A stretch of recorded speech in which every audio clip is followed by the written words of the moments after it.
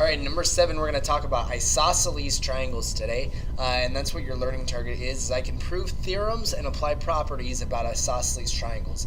Now, remember, isosceles triangles, when we were doing the classifying triangles unit, or that lesson, we talked about isosceles triangles having two congruent sides. So that's very important to remember, is that isosceles triangles have two congruent sides. So let's talk about a couple of theorems real quick. The first theorem is the isosceles triangle theorem, and that says that if two sides of a triangle are the same, which is what an isosceles triangle is, then the two angles opposite of those sides are also going to be the same. So if we look at this this triangle right down here, we've got triangle ABC. We have two sides here that are congruent. That means that the two angles opposite those sides, so side opposite that side, angle B, this side opposite that side, angle C, those two angles are also going to be the same, is what that theorem says. Now, the same is true with the converse of isosceles triangle theorem. It says that if two angles are the same, then the sides opposite those angles must also be the same. So if we knew that angle B was congruent to angle C, that would mean that line AB had to be congruent to AC right here. Okay, they're just opposite theorems of each other. Let's go into a little bit of a proof. We're going to prove real quick that proof right there, that theorem, that the isosceles triangle theorem. And remember, that is that if we have two sides of a triangle that's the same, then the angles have to be the same too. We're going to prove that real quick. And so we're going to use this picture here to help us. And it says to draw X, the first statement is to draw X, the midpoint of BC, okay? And I've already done this here for you. And the reason why we can do that is because every segment has a midpoint. We know that. Every line segment, there's going to be some point in between those two lines that is going to be considered the midpoint, okay? And then the second statement here is to draw an imaginary line connecting A and X right here. And again, I've already done that here. And the reason why we can do that is because every 2 points that are on the same plane, right? Every 2 points can have a line that connects them. Okay, so these first two statements, we're not going to have anything like that on a test or anything, but we're setting up the picture, kind of getting an idea so that we can prove that AB is congruent to AC, or given that AB is congruent to AC, we can prove that angle B is congruent to angle C. Okay, so this third statement then is that BX is congruent to CX, and that is because that is what the definition of a midpoint is. If X is the midpoint, then those two sides are going to be the same. We know that AB is congruent to AC, and that's because that's given information. That's what they told us at the very beginning. Number 5, that AX is congruent to AX because it's the same exact line, or remember, that's called the reflex property of congruency. And number 6 there is that we can finally say that triangle ABX is congruent to triangle ACX based on SSS. Okay? Side relationships. All three of those sides are the same. And so this final little thing here, this final thing that we can say then, is that angle B is congruent to angle C because of CPCTC. Corresponding parts of congruent triangles are congruent. We proved that those two triangles are congruent. Then the corresponding parts also have to be congruent. So we've just proven that that theorem is true, that the isosceles triangle theorem, where two sides, if you have two sides of a triangle are the same, then the two angles opposite those sides also have to be the same. Example 1 says that the length of YX, this distance right here, is 20 feet long.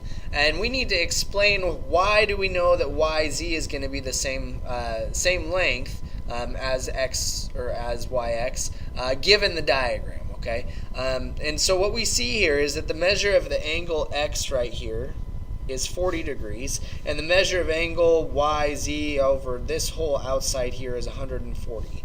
Okay, and so we can fill in a couple pieces of information. We know that the angle YZX also has to be 40 degrees. This has to be 40 degrees. And the reason why we know that is because this is a line, every line is 180 degrees. If this is 140 of that, 180 minus 140 is 40 degrees, right?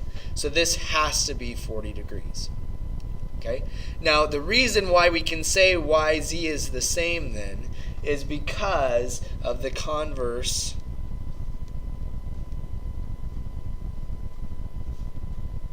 of Isosceles triangle theorem.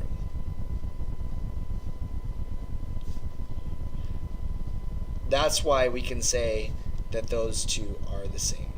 So all we're doing is we're identifying the reason why. Just kind of applying that definition here. So YZ, line YZ, has to also be 20 feet. So example 2 here says to find the measure of each angle. Okay, and we're trying to find the measure of angle F here.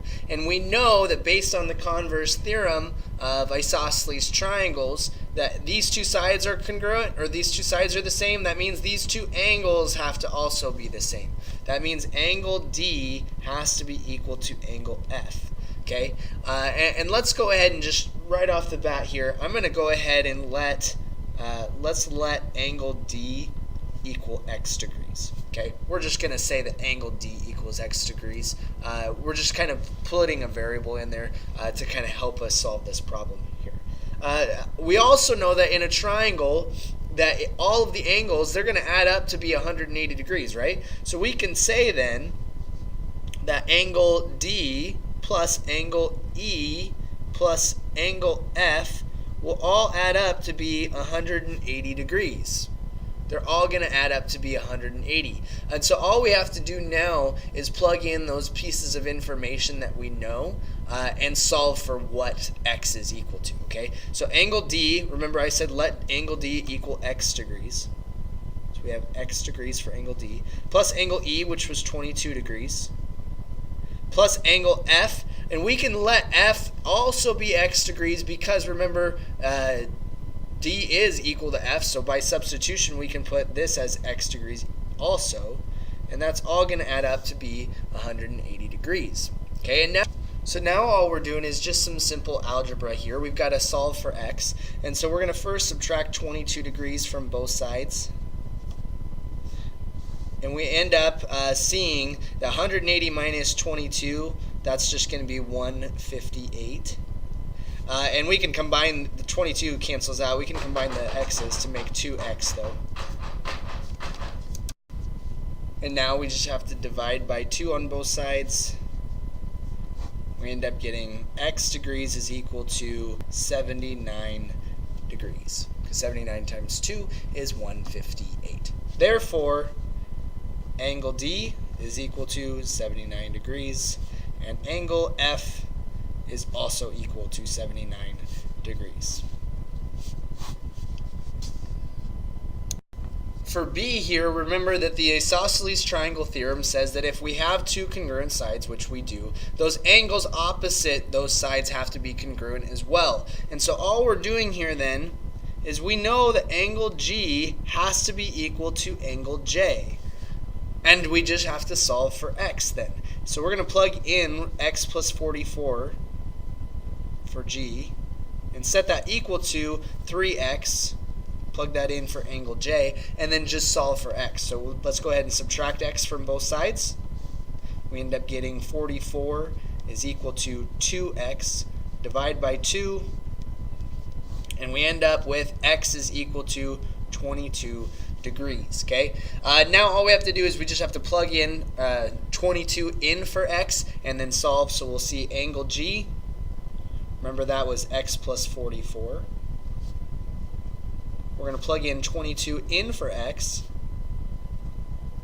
and we will end up with seeing angle G is equal to 22 plus 44 is 66 degrees. If we do the same thing for angle J, we should get the same thing. We'll just check our work real fast. Remember, we're going to plug in 22 for x, and we end up getting angle J is equal to 66 degrees as well. Oh, it looks like I cut that off a little bit. Angle J is also equal to 66 degrees. And there we go. That's it. Enjoy.